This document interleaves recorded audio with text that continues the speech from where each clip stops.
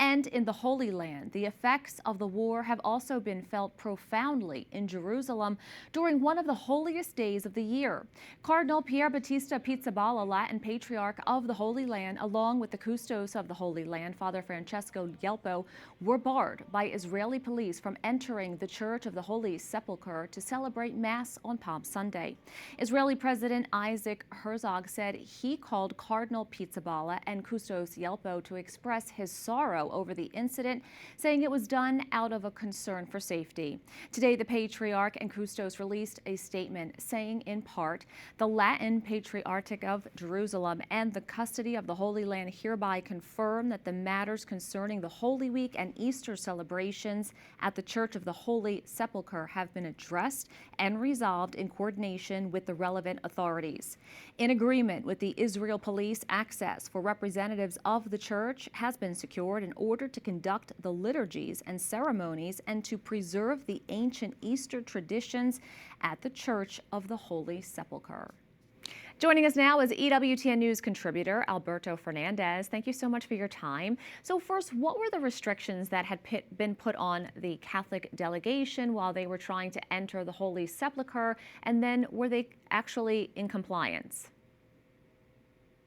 Well, of course, this is a city that is under fire, under rocket fire from Iran, and so there are all these restrictions, and there's some exceptions made to some places, and you have the old city of Jerusalem, which is a difficult place to move about anyway. Um, it seems like what happened was basically an overly officious mid to lower level policeman obstructing what should have been a normal thing, which should have been allowed the patriarch and the three or four people that were with him access to the Church of the Holy Sepulchre. And because of this situation, how do you think it ended? Well, it ended well. Obviously, it was a worldwide media circus, an embarrassing situation for the state of Israel, an opportunity for anti-Semites and a lot of dumb people to attack Israel. And thank God it was resolved. It's something that never should have happened, and the authorities have, apologized to the patriarch. Mm. So it ended well, but it's something which should have happened and something which was awful. Israel swiftly, they did resolve this. Any lessons to be learned here? Well, I think for the Israelis, the lesson is an important one, which is that uh, even in a war of survival where your rockets are falling, you need to take care of the larger calendar.